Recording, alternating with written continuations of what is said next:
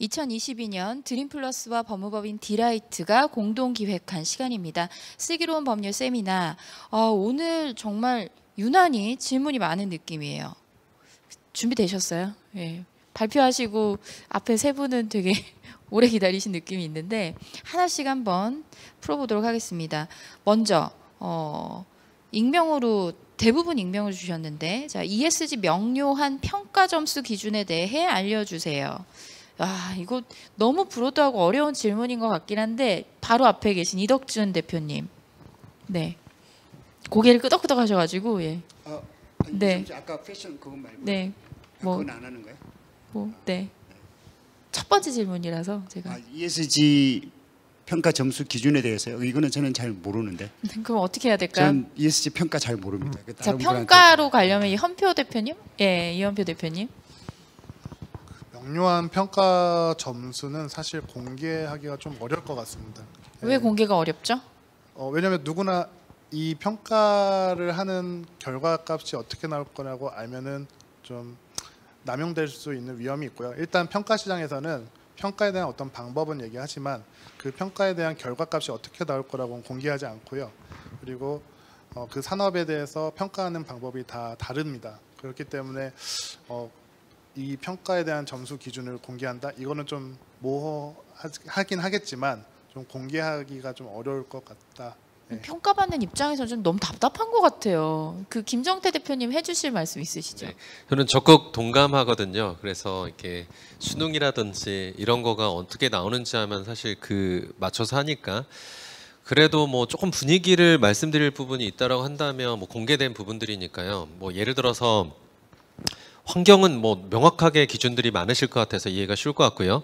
소셜 쪽으로 가면 아마 이해하기 어려우실 거예요. 소셜은 도대체 뭔가? 뭐 거버넌스 하면 여성 리더십에 여성 뭐 인원이 얼마나 되나 뭐 이런 거 질문하는데, 그러면 소셜 쪽은 뭐 어떻게 해야 하나? 예시를 좀 드려드리면 아마 잘 모르실 텐데 상장 기업은 그 언론이라든지 시민사회 단체에서 이 기업에게 어떤 얘기를 하는지도 굉장히 중요하게 카운트합니다.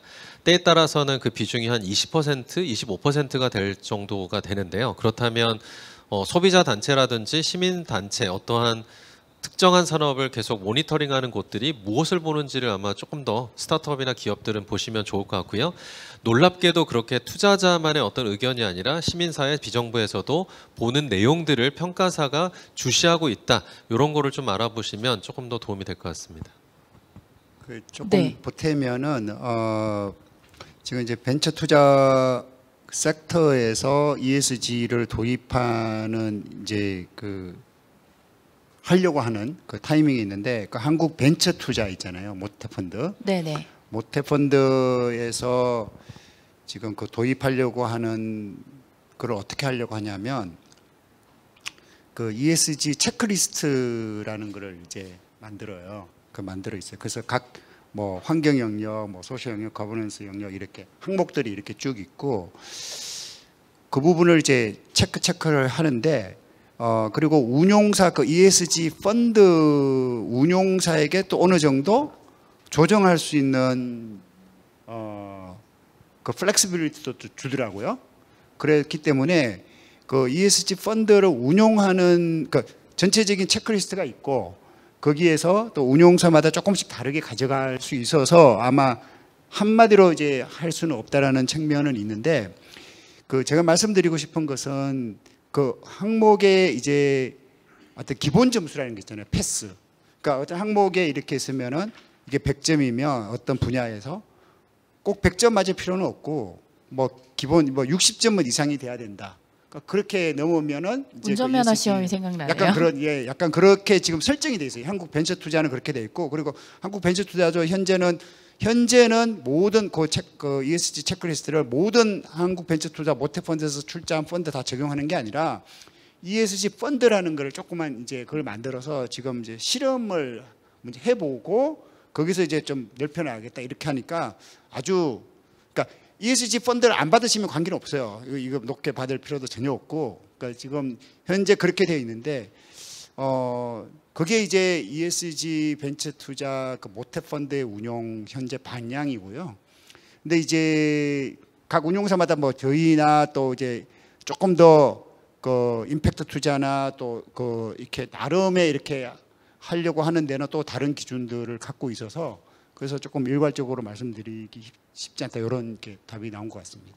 네, 그래서 질문을 한 것 같아요. 그런 의도가 담겨져 있지 않았나. 그래서 익명으로 온 것 중에 보니까 벤처 심사 시 ESG 체크리스트도 올라오기는 했습니다. 근데 지금 결론을 내리자면 각 펀드들마다 그 체크리스트가 다 다른 것 같아요. 그렇죠?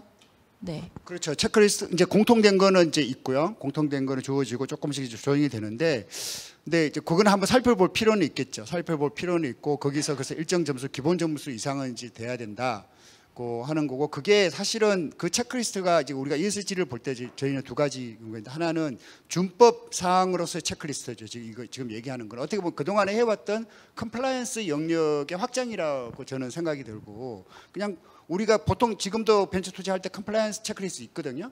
컴플라이언스 체크리스트 있어요. 그러니까 그거에 조금 ESG 요소가 더 들어간다라고 저는 그냥 하고, 거기에 이제 준수 사항으로서 이제 지켜야 되는 거고.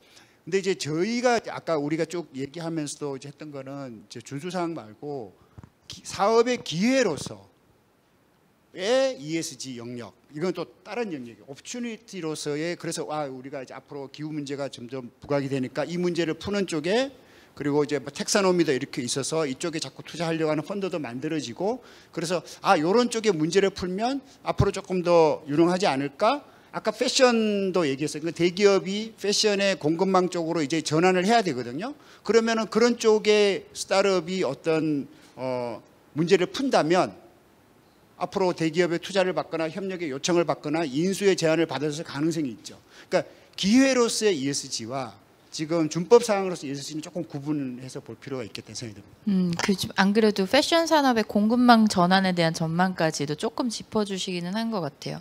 여기 보니까 익명이긴 하지만 좀 긴 질문이 하나 있습니다.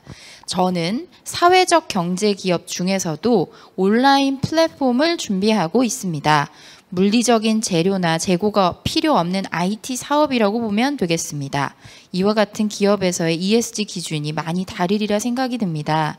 이보다는 S와 G가 주가 될 듯한데 의견이 궁금합니다. 이런 거 누가 답을 해주실 수 있을까요? 네, 김정태 대표님. 네. 스타트업의 ESG는 업에 따라서 조금씩 다를 것 같은데요. 언급하신 대로 온라인 플랫폼이라고 하고, 하지만 고객이 아마 B2C라고 한다면 뭐 너무나 명확하게 개인정보, 데이터 프라이버시라든지 개인정보를 어떻게 보호하고 이런 부분들이 유출되지 않도록 어떻게 애를 쓰는가. 그리고 아까 비장애인도 얘기하셨지만 장애인 접근성이라든지 웹 접근성 이런 부분들을 어떻게 강화할 것인가. 그리고 그런 결제나 구매 프로세스에서 다양한 장애가 있거나 어려움 있는 분들을 뭐 청각 시각장애인 분들에게 어떻게 뭐 접근하고 있나 생각만 하셔도요 사실 굉장히 많기 때문에 이제 온라인 플랫폼이라고 했을 때 뭐 재고가 없다, 물리적인 재료가 없다라고 해서 약해지기보다는 아마 고민을 더 많이 해주시면 될 것 같고요. 이런 거를 잘한 온라인 플랫폼들을 보시고 저는 벤치마킹 하시면 빠르게 이런 거를 이렇게 하면 좋겠다 빠르게 파악하실 수 있을 것 같습니다. 사실 온라인 플랫폼 하면은 개인정보 관리가 또 한 축으로 생각이 들기는 해요. 조선희 변호사님도 계시기는 한데 저희가 자문 많이 하고 있잖아요. 이런 플랫폼들에는. 네, 그렇죠. 그 온라인 플랫폼뿐만 아니라 그 온라인과 관련돼 가지고 웹페이지를 가지고 있는 모든 기업에서는 그 개인정보 관련돼서, 그리고 개인정보 처리 저침, 그리고 이용 약관 이런 부분에 대해서 많이 그 법률 자문 수요가 있고요. 그 수요가 있는 이유는 바로 그 S 부분, ESG의 S 부분을 맞추기 위한 출발점이다라고 생각을 하시면 될 것 같습니다. 참 멀지 않은 거네요. 그러니까 ESG가 아주 동떨어진 게 아니고 기업을 운영하기 위한 아주 기본적인 조직 세팅부터 필요한 것 같다는 생각이 드네요. 여기에 보니까 이제 ESG를 소프트웨어 프로그램으로 관리할 수 있는 툴이 있나요? 라는 질문이 있어요. 아직까지 없지 않나요? 있나요? 이현표 대표님? 아직까지 막 구체적으로 저 소프트웨어가 전 본 적은 아직 없고요.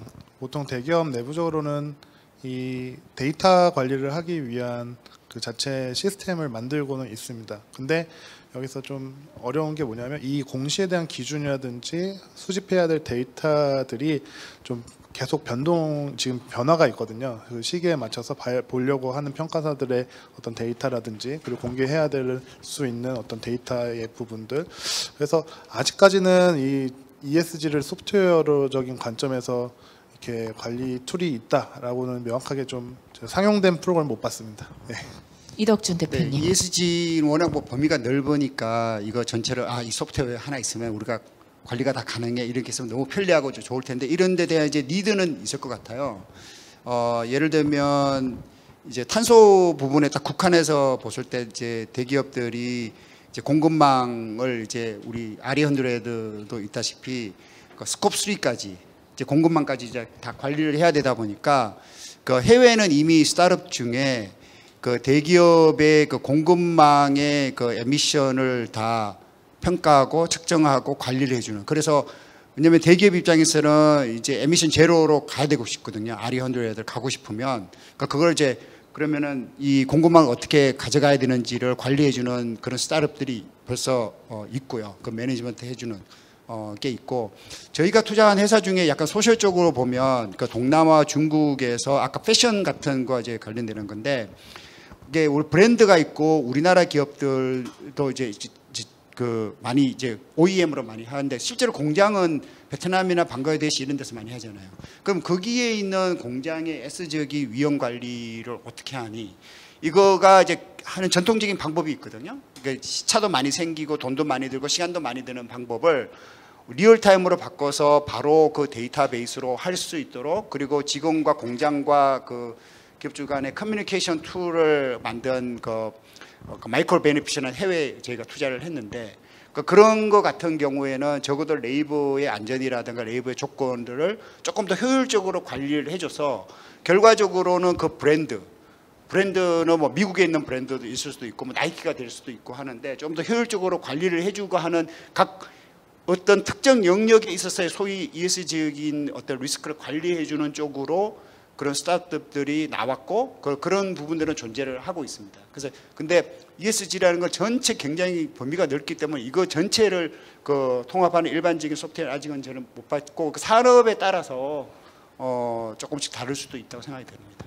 결국 자체적인 ERP 시스템을 구축한다 각 그 세그멘테이션 된 영역별로 이렇게 좀 느껴지긴 하네요.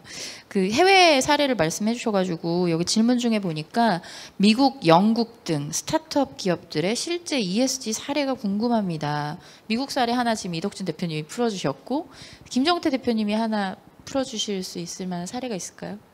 너무 기억에 남았다 최근에. 네, 해외 쪽 사례 말씀인가요? 네. 올버즈라고 제가 요거는 지금 신고 왔는데요. 올버즈가 네, 이덕준 대표님도 지금 올버즈. 더 저거보다 신상인 것 같은데. 네, 저 오늘 세미나만 아니면 올버즈인데. 네. 알겠습니다. 그 올버즈는 세계 최초로 지속 가능 IPO 상장을 한 회사인데요. 이 올버즈가 지향하고 있는 굉장히 요소들을 한번 웹사이트나 기사를 보시면 스타트업이 할 수 있는 정말 물론 이제 상장 회사니까 스타트업을 넘어간 유니콘 기업인데 이런 회사가 할 수 있는 ESG가 어디까지 갈 수 있는지를 저는 좀 보실 수 있는 너무나 좋은 사례라고 보고요. 그 올버즈가 대단한 거는 제품과 뭐 이런 소재 재료 부분에 당연히 친환경성이나 이런 개발하는 것도 중요하고 그다음에 이런 부분들을 업계가 같이 동참해야지만이 사실 표준이 되잖아요. 그냥 우리만 잘하면 단가는 높아지고 소비자가 결국 선택하지 않으면 뭐 회사가 망하면 모든 것들이 의미가 없으니까 그래서 이런 부분들을 올버즈와 같은 회사 뭐 파타고니아도 비슷한데요. 자기들이 애써서 준비한 내용들을 자꾸 공개를 합니다. 이런 부분들이 ESG에서 어떤 측면에서 보면요. 생태계 리더십으로 간주가 되고요. 이니셔티브를 하고 있다. 이런 부분이 투자자나 큰 틀에서 보면 산업을 리드하는 거라는 기업 가치 평가로 갈 확률이 높아서 저는 이런 부분들도 한번 지금은 어려우시겠지만 이렇게까지 할 수 있고 요거를 ESG의 생태계 리더십, 산업의 thought 리더십을 만드는 회사다. 뭐 그런 관점에서 한번 보셔도 좋을 것 같습니다. 파타고니아 얘기를 안 할 수가 없을 것 같네요. 그러면 최근에 이몬 시나드가 4조를 아예 다 기부를 함으로써 정말 환경을 생각하는 기업이 이렇게까지 갈 수 있구나 하는 정말 아까 그 리더십 관련해서는 좀 선두적인 뭔가를 해낸 것이 아닌가 하는 생각이 드는데 자 오늘 그 세미나의 주제가 또 유니콘 기업으로 가기 위한 ESG 가이드잖아요. 그래서 요거를 좀 해보겠습니다. 익명으로 주셨습니다. 유니콘 기업으로 전환되는 단계의 스타트업들의 경우 간혹 법적, 제도적인 부분에서 창업 초기에 챙겼어야 하는 부분을 놓쳐서 뒤늦게 챙기느라 애를 먹는 경우가 있을 듯합니다. 가장 많이 간과하는 부분이 있다면 무엇일까요? 사실 이번 세미나를 시작하게 된 계기가 이게 아기 유니콘 선정되면 많은 기업들이 이제 요청받는 것 중에 하나가 리포트를 제출하게 돼 있어요. ESG 경영과 관련된. 그리고 창업도약 패키지를 받는 회사들도 그렇고 요거 관련해서 누가 이야기를 주실 수 있을까요? 예, 조 변호사님. 네, 법적 제도적이어서 저밖에 없을 것 같은데, 일단은 그러니까 먼저 말씀드려야 할 게 ESG에서 그 G 부분은 사실 그 기존의 컴플라이언스 영역이 그 바탕이 되기 때문에 항상 준법이 빠질 수가 없습니다. 그래서 준법에서 출발을 할 수밖에 없고요. 그리고 사실 저희 나라 같이 법률이 많은 나라가 없어요. 그래서 법률이 우리나라의 그러니까 법률만 따졌을 때 거의 1000개 정도가 되거든요. 그래서 우리의 일상생활을 거의 대부분이 법률로서 해결을 할 수 있다는 거. 법률만 잘 지키면은 그러니까 대부분이 그 해결이 되는데요. 그래서 특히 이거 관련해서 초기 창업 기업의 같은 경우는 그 초기 창업할 당시에 해결하셔야 하는 문제가 있습니다. 그거는 그 창업자들 간에 그 초기 창업자들 간의 그 주식 관계 그 부분을 어떻게 정리할 것인지 그 부분에 대해서 먼저 정리를 하셔야 되는데 대부분이 그 부분을 약간 구두로만 얘기를 하신다든지 너한테 그러니까 왜냐하면은 그 초기 창업할 때 그 대표이사한테 주식을 몰아주는 게 그러니까 대표이사가 거의 70% 이상의 주식을 보유한 경우가 대부분인데 그렇게 해줘야지만 후속 투자를 받기 쉽다 해서 이렇게 하는 거거든요. 그래서 창업자들 간에 누구는 좀 약간 그러니까 양보를 하고 그리고 대외적으로 네가 다 갖는 것처럼 해라고 하면서 창업자 간의 구두로만 이렇게 말씀을 하시고 그 관계로 계속 후속 투자도 받고 그러면서 이제 IPO까지 진행이 됐을 때 IPO를 뭐 앞두고 있을 때 이때 다른 이제 창업자가 이제 자기의 권한을 행사를 하고 싶어 할 수도 있죠. 그렇게 됐을 때 이제 굉장히 복잡해지거든요. 왜냐하면은 투자 계약서를 보면은 진술과 보장 조항이 있는데 여기에서 대표이사나 주요 주주의 그 주식 관계에 대해서 그 진술하고 보장을 하도록 돼 있습니다. 근데 대표이사가 내 주식 70%예요라고 진술을 했는데 이게 나중에 보면은 거짓이었다는 거잖아요. 그러면 후속 투자부터 투자자들이 약간 뭐 정말 나아가면 뭐 풋옵션을 행사해서 내 주식 다 사가라, 다시 사가라, 막 이렇게 뭐 할 수도 있는 경우고.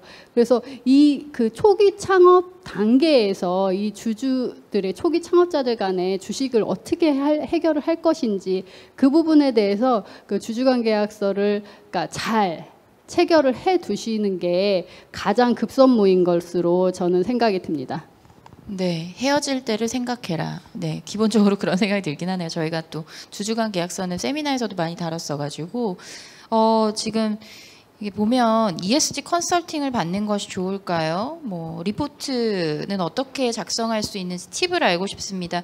아마 오늘 세미나를 통해서 일부는 많이 해답을 얻지 않으셨을까 하는 생각이 들어요. 그리고 자료 어떻게 공유 받을 수 있느냐 그랬는데 저희 세 분의 연사분은 자료 공유를 해주실 예정이라서 이메일 신청을 따로 해주시면 드림플러스에서 자료 제공을 해드릴 예정에 있습니다. 네. 시간이 다 돼서 아쉽지만 여기까지 해야 될 것 같은데요. 네 분 연사분들 너무 감사드리고 마지막 남은 세미나는 다음 달 저희가 셋째 주 수요일에 찾아뵐 예정입니다. 아마도 개인정보 관리와 관련된 세미나를 준비하지 않을까 하는데요. 지금까지 시청해주신 여러분 감사드리고요. 다음 달에 또 뵙겠습니다. 감사합니다.